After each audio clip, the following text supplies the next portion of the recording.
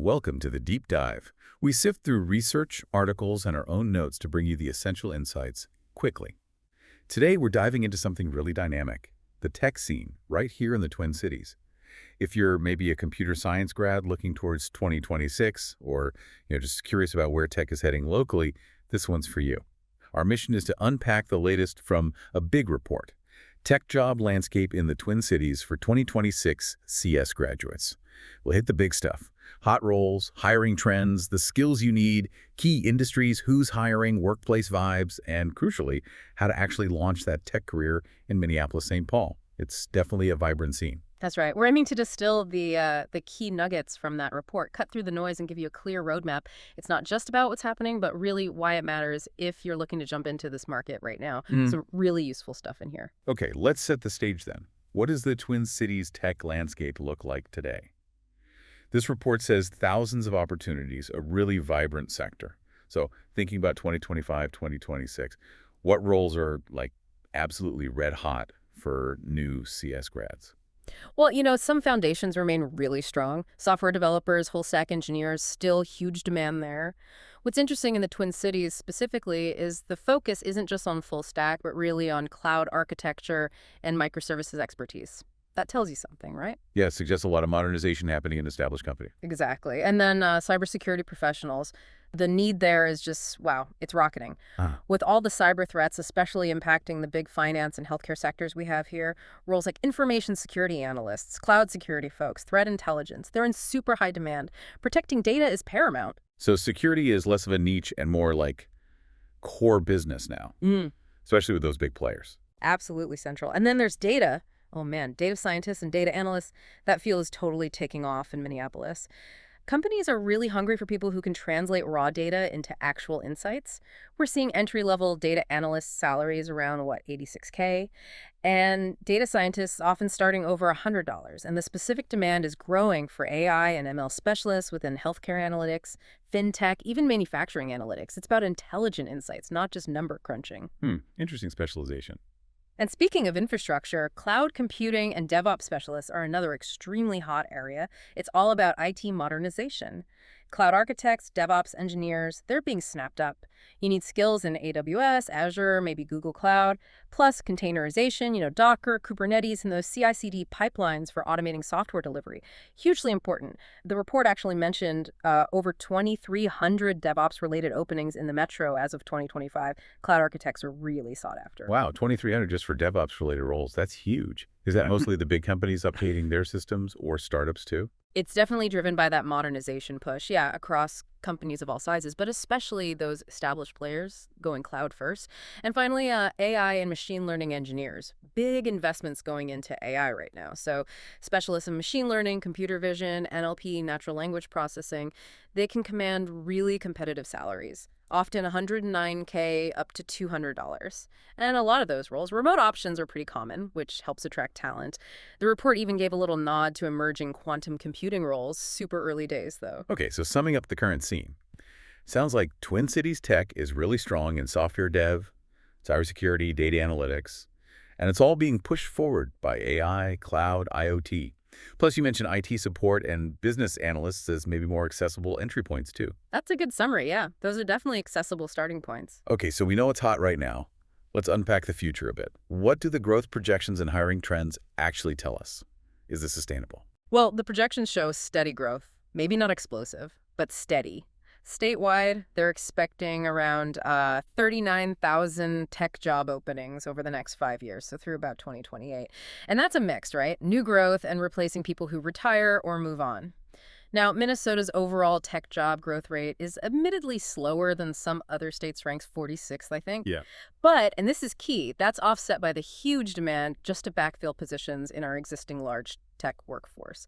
We've got over 380,000 tech jobs here already, contributing something like $31 billion a year. $31 billion. That's a massive impact. You mentioned hiring trends. I thought things cooled off a bit recently. You're right, they did. After a really hot 2022, hiring definitely slowed down in 2023. One data point was IT job postings. September 2023 had about 6,180 compared to over 16,000 the year before. So employers definitely got more cautious. Oof, that's quite a drop.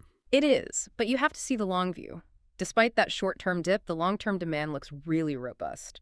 One analysis projected, get this, 92,000 tech openings in Minnesota through 2033. That's almost the size of the current tech workforce. And we see big local commitments too, right? Target announced plans as of 2025 to add 3,000 new tech jobs right here in the Twin Cities. Okay, 92,000 openings projected long term. That's reassuring. So if I'm a CS grad aiming for 2026, what's the vibe? Am I in demand or is it going to be a tough fight? I'd describe the hiring climate as cautiously optimistic. That seems fair. We're seeing signs that employers are, loosening up those strict experience requirements a bit. They're more open to entry-level talent because they need people. The focus is shifting more towards specific skills you can demonstrate and your adaptability, maybe less on just X years of experience. But that said, competition can still be pretty stiff for the best roles. Yeah. And networking, it's really, really key here. So yeah, opportunities are there, but grads need to be ready, show off those in-demand skills, maybe even familiarity with AI tools to really stand out. Okay, that makes sense. Skills and adaptability over just years served.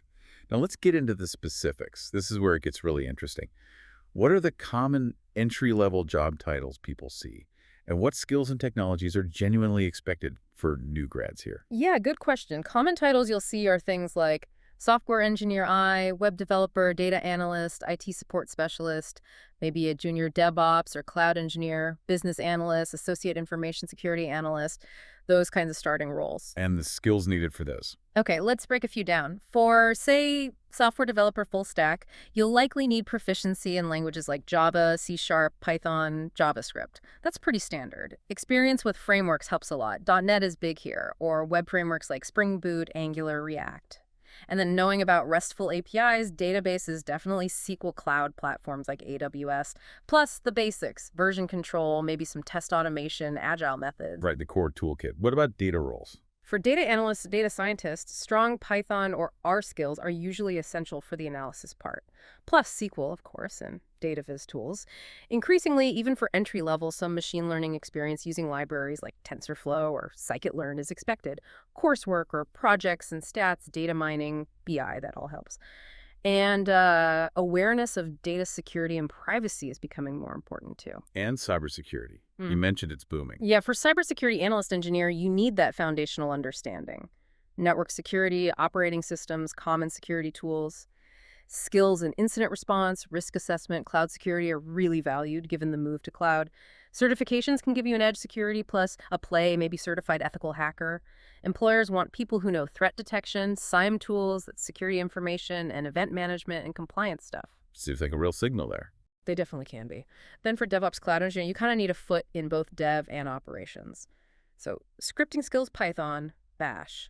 Experience with CI/CD pipelines, containerization like Docker, Kubernetes, that's huge. Knowledge of AWS, Azure, or GCP. Infrastructure as code tools like Terraform, configuration management like Ansible or Chef. Actually, Lumen has a 10-week summer internship specifically for DevOps talent. Good way in. Oh, interesting program. And quickly, for IT support help desk, strong troubleshooting, good customer service skills, familiarity with Windows, Linux, basic networking, Office software, A+ or Network Plus certs help, and business or systems analysts. Good analytical and communication skills, some SQL or Excel, understanding system development life cycles. Domain knowledge, like in finance or healthcare, is a plus. That's a great breakdown. So across the board, it sounds like Java, C#, Python, R, JavaScript, TypeScript are sort of the lingua franca here. But overarching themes are definitely cloud, AWS, Azure, especially database skills, and at least some cybersecurity awareness for almost anyone. Precisely. And the real takeaway, I think, is that employers are putting a huge emphasis on practical experience. Your projects, internships, certifications, sometimes that matters even more than the specific degree. New grads really have to be ready to show their coding skills, how they solve problems, and that they can pick up new tools quickly. It's about showing you can do it. Okay, practical skills are king. So what does this all mean in terms of who is hiring? Which industries and specific companies are really driving tech recruitment in the Twin Cities? Well, the diversity here is a real strength. CS grads have choices. A huge one is healthcare and medical technology. It's a massive hub, right? Medtronic, Boston Scientific are headquartered here. United Health Group's Optum division is enormous. always hiring tech roles. That sector added, I think the report said, over 7,000 jobs between 2019 and 2023. Lots of investment in digital health, medical AI, data analytics. Then there's financial services and fintech. People call this area Wall Street of the North sometimes. Yeah. Big players like U.S. Bank, Wells Fargo, Ameriprise, Allianz, they all have huge tech needs. And that sector is a big reason why cybersecurity postings jumped 27% year over year locally. Wow, 27%. Is that mainly the banks needing security or other sectors too? Finance is huge, but healthcare definitely contributes significantly too, with all the sensitive patient data. Then, retail and e-commerce. Can't forget Target and Best Buy, massive tech teams supporting their national operations. Target especially, with those plans to add thousands of tech jobs. And manufacturing and industrials may be less obvious, but companies like 3M, General Mills, Cargill, Ecolab, they're investing heavily in tech for automation, supply chains, IoT, bigger tech departments than you might think. Right. Manufacturing is surprisingly tech-heavy now. Totally. And finally, don't overlook the government, education, and public sector, M&IT, local governments, the U of M, the Federal Reserve Bank here. They offer stable, often quite interesting tech roles. So lots of industry choices. Yeah. Healthcare, finance, retail, manufacturing, public sector. Grads can really pick a path that matches their interests. And it sounds like there are ecosystems within those, like Medical Alley for MedTech, Twin Cities FinTech. Exactly. Those networks exist. And looking at specific employers, it's a great mix. You've got the big Fortune 500s and corporate tech teams, Target, Best Buy, 3M, U.S. Bank, Medtronic, UHG. They often have structured entry-level programs, rotational programs, good place to start. And they're innovating internally, too. Target even has its own big tech conference. An internal conference. Cool. Yeah. Then there are plenty of tech-driven companies and mid-sized firms. Think Thomson Reuters, SPS Commerce, JamHef, Code42, Arctic Wolf, and Trust. Plus, the big national players have a presence. Microsoft, Amazon, Google are here too. These offer maybe a different vibe, still lots of opportunity. But what's really exciting, I think, is the startup and innovation scene. As of 2025, it's just absolutely crushing it. You've got incubators like Forge North, Great North Labs, more early stage funding available, a really supportive community, like 340 support organizations. Minneapolis even got that federal tech hub designation for MedTech 3.0, bringing in more resources. You see cool startups like Sezzle, Bright Health, Lead Pages coming out of here. That federal designation is a big deal. And you mentioned R&D too. Right? Research and development hubs.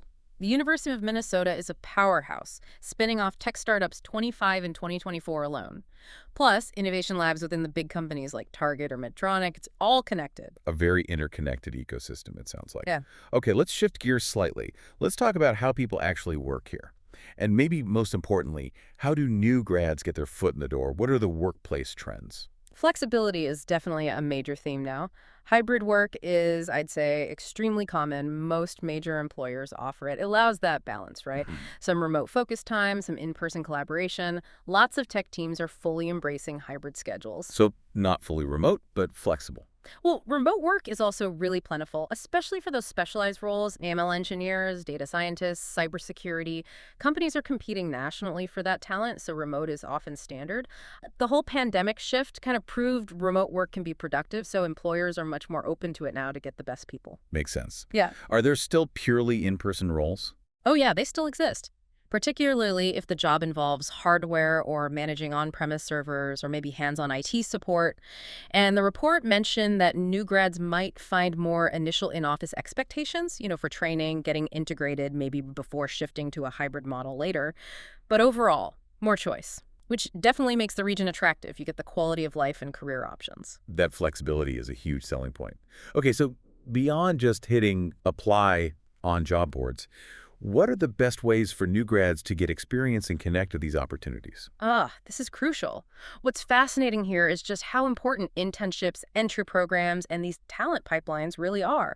Almost all the big local tech employers, Target, Boston Scientific, Medtronic, Best Buy, you name it, have structured corporate internship programs. These are often the main path into full-time roles. You get mentorship, exposure, and often a direct offer if you do well. Many also have specific rotational programs for new grads. So aim for those internships early. Definitely. And then there's the SciTech internship program.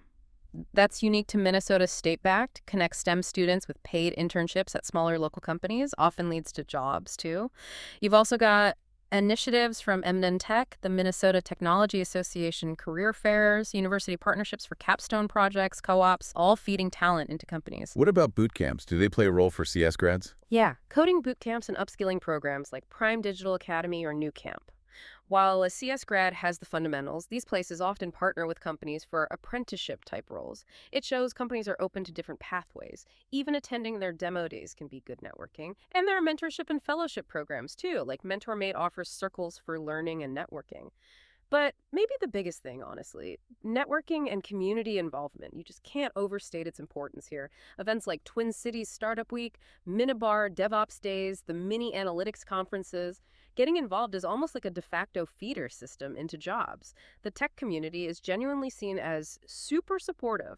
Lots of meetups, hackathons where you make real connections, and local companies. They often really favor candidates who come recommended or who they've seen participating in the community. It can seriously boost your chances.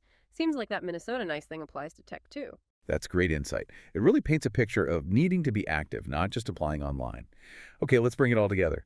The Twin Cities tech market seems robust, diverse opportunities across roles and industries, more workplace flexibility.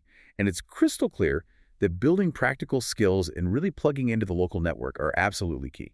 Exactly. And if we connect this to the bigger picture, you see the Twin Cities as this really interconnected tech hub.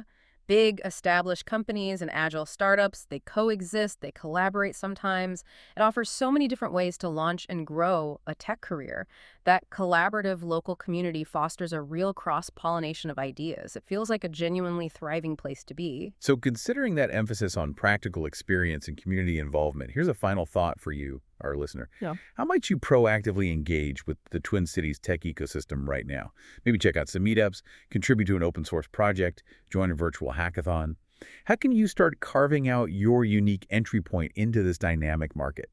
Something to think about as you plan your next steps.